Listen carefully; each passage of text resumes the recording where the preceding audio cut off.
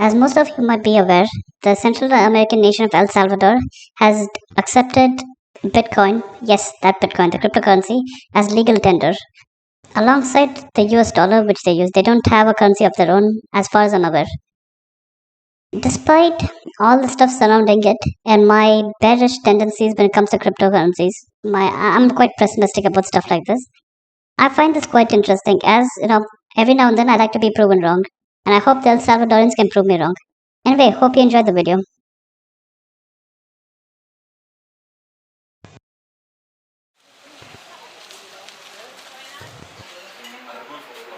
Using Bitcoin to buy clothes, snacks, even the daily newspaper, instead of US dollars. And that's an interesting concept. As most of you might know, I'm against the usage of Bitcoin as legal tender, but contrary to popular belief, I'm not against cryptocurrency as a whole. So let's see how this plays out. Is now an option to the people in El Salvador, as the country becomes the first in the world to adopt the volatile crypto as its national currency.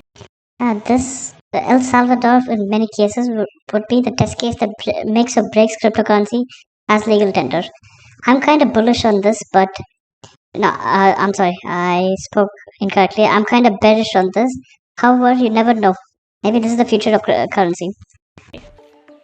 It's a big test for Bitcoin in the real world and for Salvadorans.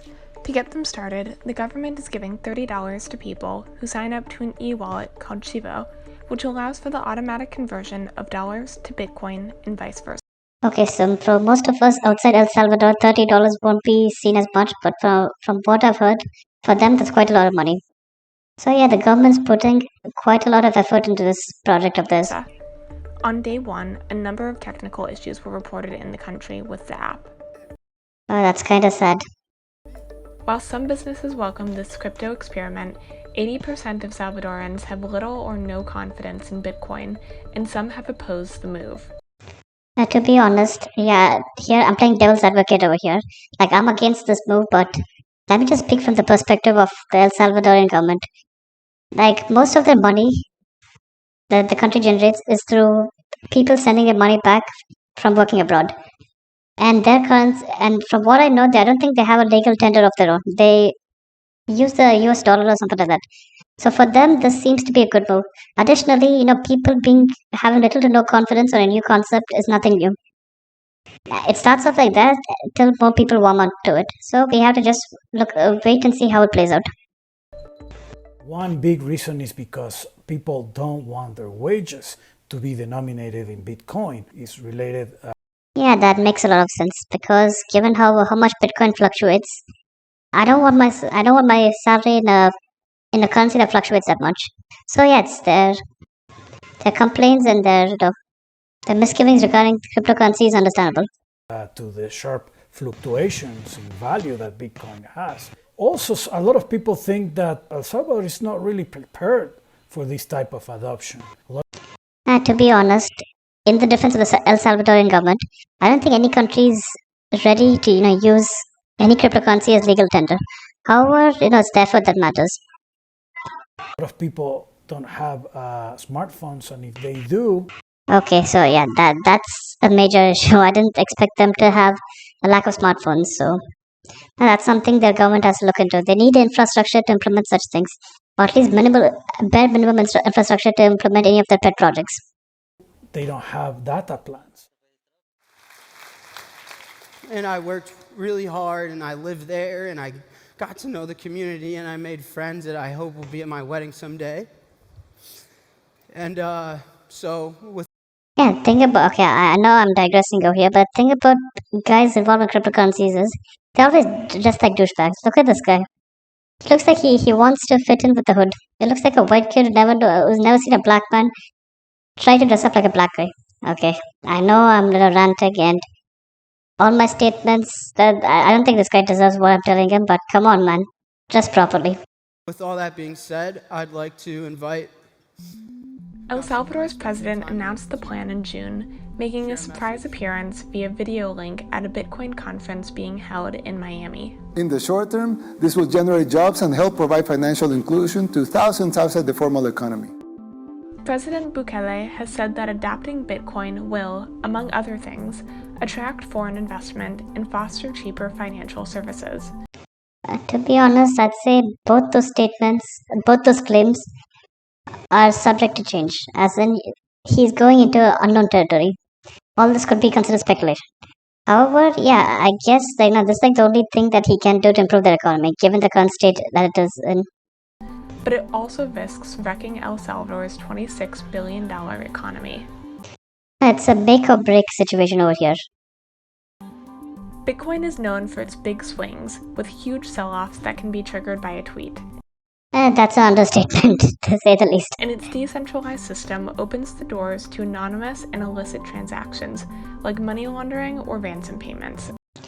Oh yeah, there's quite a lot of illegal stuff linked with cryptocurrencies, but I'll get into that in a later video. Economists say.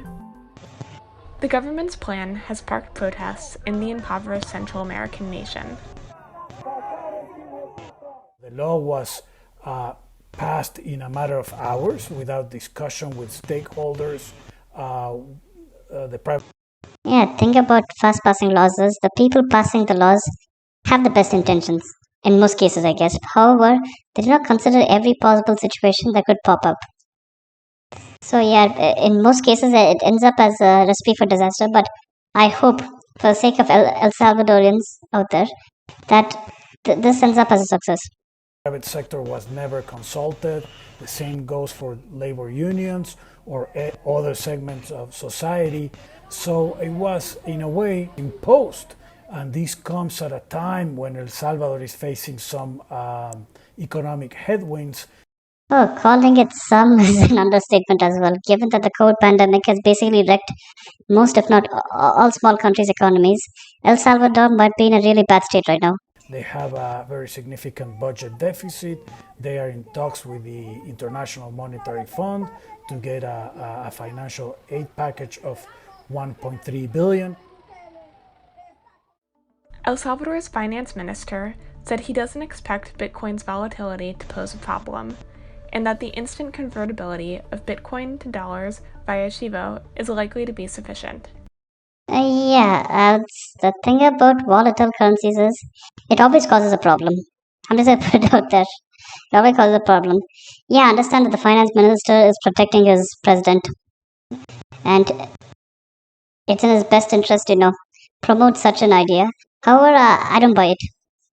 Financial institutions will also be required to alert customers of Bitcoin's volatility. Yeah, I think people are going to get SMS messages from their banks every few hours at the rate things are going. Bitcoin is currently trading at around $50,000 each. Yeah, okay. Bitcoin's adoption as legal tender in El Salvador is unprecedented. Hey, talking about Bitcoin's valuation, the late what was that guy's name? John McAfee promised to eat his own dick if Bitcoin's valuation crosses $100,000. I don't know the date he gave. I think it was 2020 or 2018. Yeah, he didn't do it, and he passed away before any of us could see him eat his own dick. What a waste. And this experiment is going to be closely monitored by crypto advocates, global financial institutions, and governments around the world. Yeah, it's basically a test case. El Salvador, for lack of better words, is a lab rat that everyone's going to use to, test the stability of cryptocurrencies in a real life situation. To see how it works, how effective it is, and what the consequences could be. Yeah, the thing is, if you're gonna go with gambling terms, it's like a all-in situation. As in, you bet everything you have on one game. Either you win a big thing, you win the jackpot, or you're fucked. So El Salvador is playing a dangerous game, and for the sake of the citizens, I hope for the best. I hope that it works out fine. Okay, I think that's it for time being. If you enjoyed this video, how about giving a like? Also, a subscribe will go a long way in helping me. Thank you and have a nice day.